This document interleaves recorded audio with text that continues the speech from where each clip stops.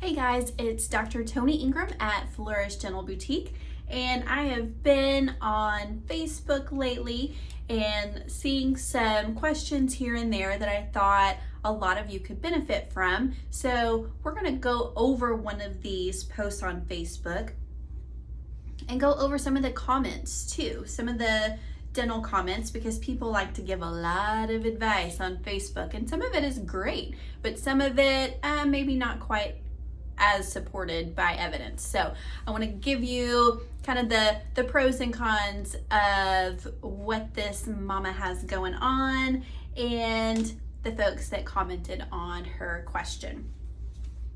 So this mom says, "Oh, I swear I can't catch a break with my children's teeth issues. My 5-year-old has had 2 teeth pulled, and now my almost 2-year-old daughter has these cavities," and she shows a picture. "I'm about ready to just start using fluoride toothpaste at this point because it seems like the natural stuff has done nothing for their teeth. Minimal sugar, healthy diets, no juice. I'm just so confused.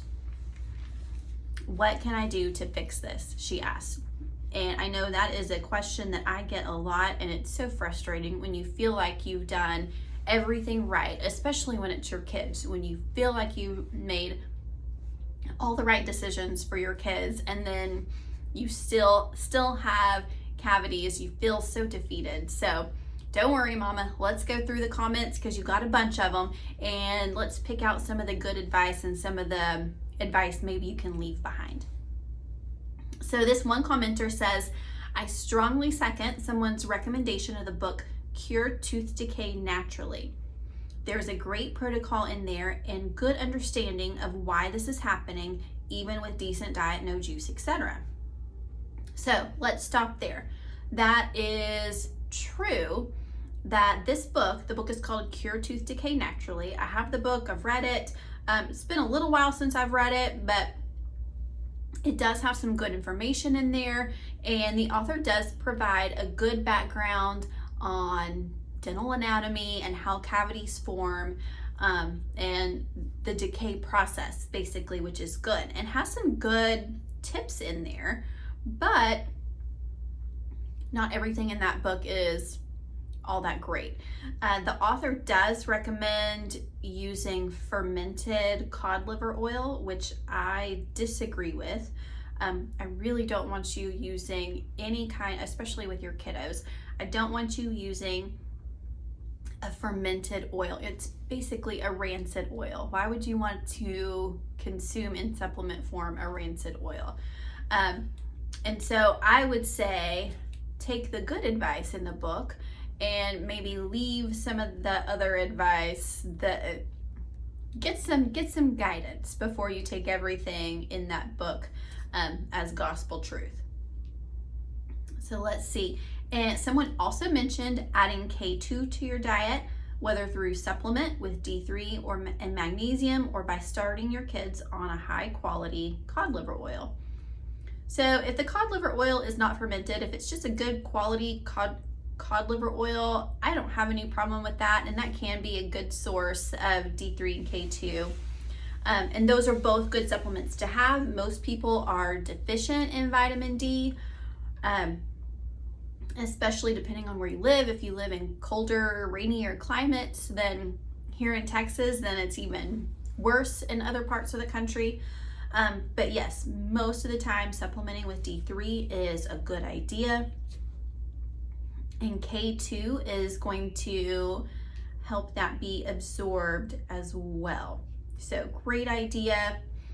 The Weston A. Price Foundation and their dietary stuff can be helpful. Wishing you the best. It's never too late to heal tooth decay in kids. So I absolutely agree. It's never too late to heal tooth decay in kiddos.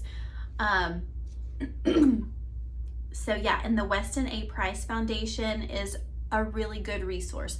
The Weston A. Price Foundation, really, when you see it referred to online, they're referring to the diet. It's like a traditional type of diet that was first promoted by the dentist and researcher named Weston A. Price.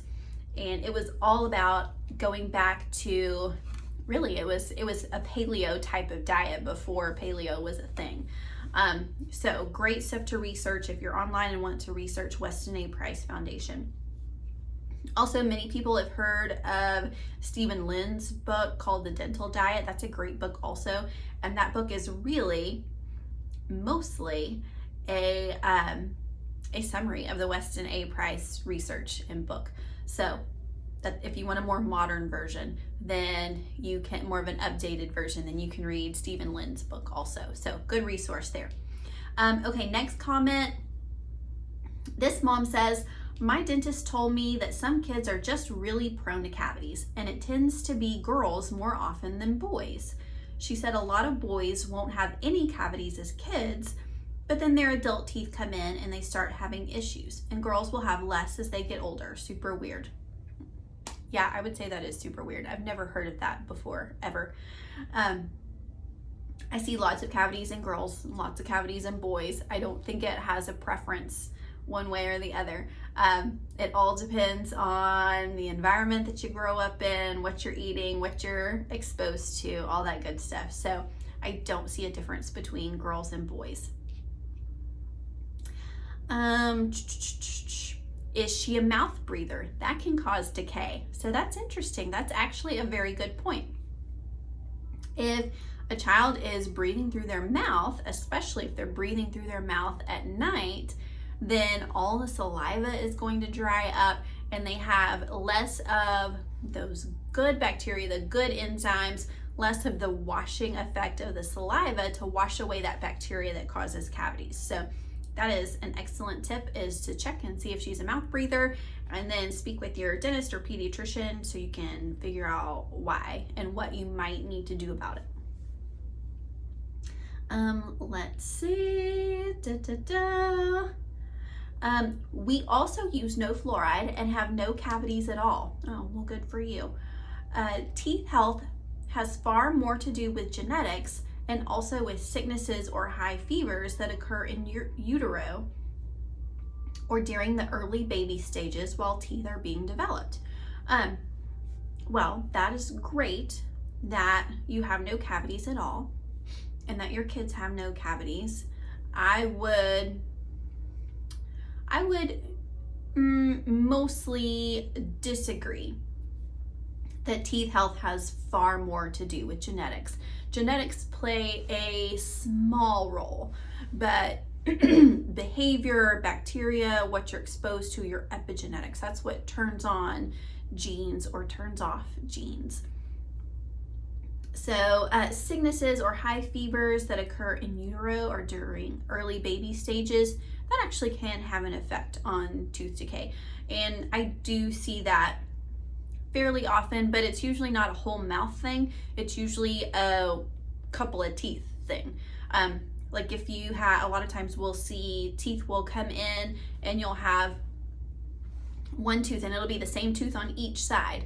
So you know that when those teeth were developing, and it's, you can tell the difference between a cavity that formed outside the mouth and a cavity like the tooth was weakened to begin with. You can tell the difference when you look at it and see it after years of looking at teeth, and the pattern is a little bit different. So that does happen. High fevers, illnesses, strong medications that occur when you're a baby or even in utero, that can affect the teeth.